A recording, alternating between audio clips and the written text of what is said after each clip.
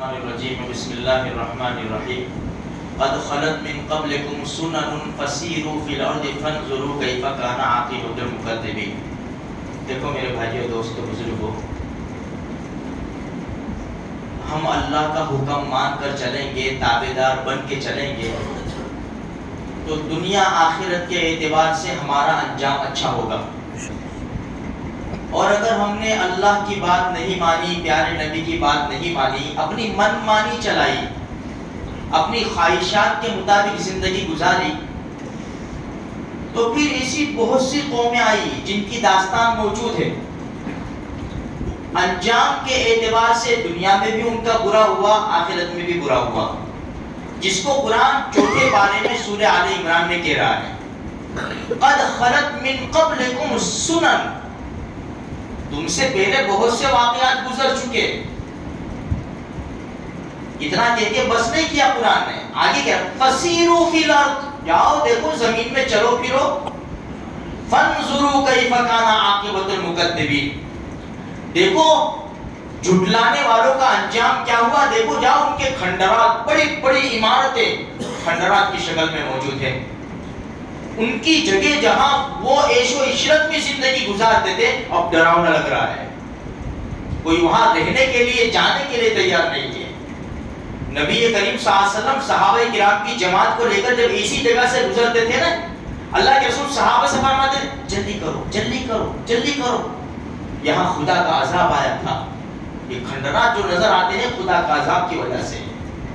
پھر قرآن کیا کہتا ہے آگے، ھذا بیان للناس، ہاں یہ بیان کرتے ہیں لوگوں کے لیے، وَھُدًى وَمَوْعِظَةً لِّلْمُتَّقِينَ، ہدایت ہے اور نصیحت ہے اللہ سے ڈرنے والوں کے لیے، متقین پرہیزگار کے لیے یہ نصیحت ہے کہ تم جیسا کرو گے ایسا بھرو گے۔ پھر آگے قرآن کہتا ہے وَلَا تَهِنُوا وَلَا تَحْزَنُوا، فکر نہ کرو، غم نہ کرو، وَأَنْتُمُ الْأَعْلَوْنَ إِن كُنتُم مُؤْمِنِينَ، شرط ہے یہ،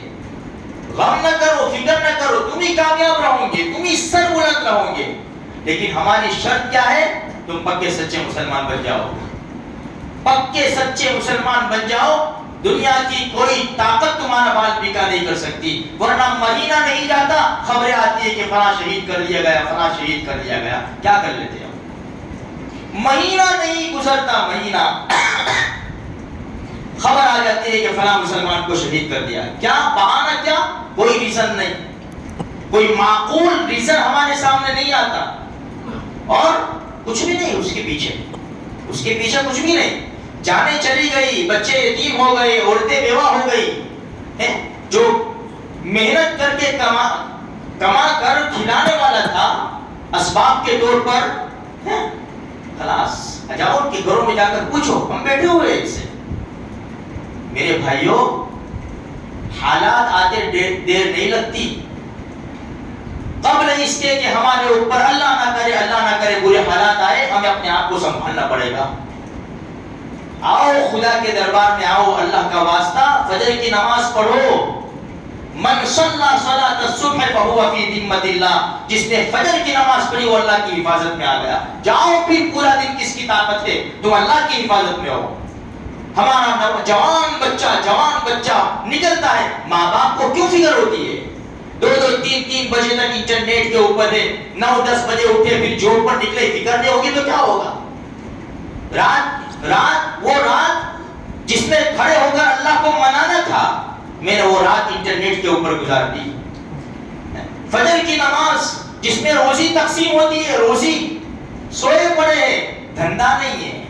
برکت نہیں ہے، بزنس نہیں ہے، کہاں سے ہوگا جب روزی پٹی ہے، آرام سے پڑے ہوئے ہیں۔ کون کہتا ہے مسلمان پریشان ہے؟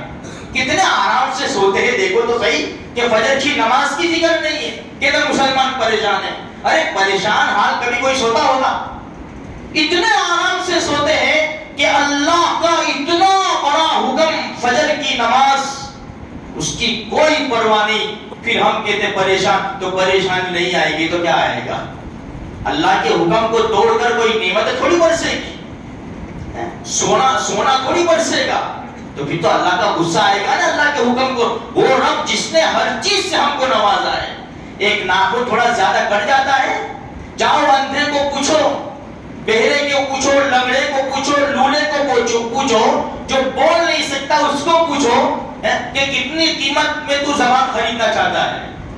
کروڑوں روپے لگا دے گا اگر اس کے پاس ہوں گے تو. اتنی ساری نعمتوں سے نوازنے کے باوجود ہم خدا کے باغی بن کے پھریں گے میرے بھائیوں, تو ہمارے حالات ہمارے سامنے ہیں. اس لیے تھوڑی سی فکر کرو, تھوڑی سی قربانی دو, اپنی نیند کی جلدی سونے کی عادت ڈالو, فجر میں اللہ کے گھر میں آؤ. جس محلے کی مسجد آباد وہ محلہ آباد, جس بازار کی مسجد آباد وہ بازار آباد. ہم خدا کے دربار کو آباد رکھیں گے, اللہ پاک ہمارے گھروں کو بھی, ہمارے محلوں کو بھی, ہمارے شہروں کو بھی آباد رکھے گا اور دشمنوں سے ہماری حفاظت کرے گا. اللہ مجھے آپ کو, سارے مسلمانوں کو دین کی صحیح سمجھ عطا فرمائے.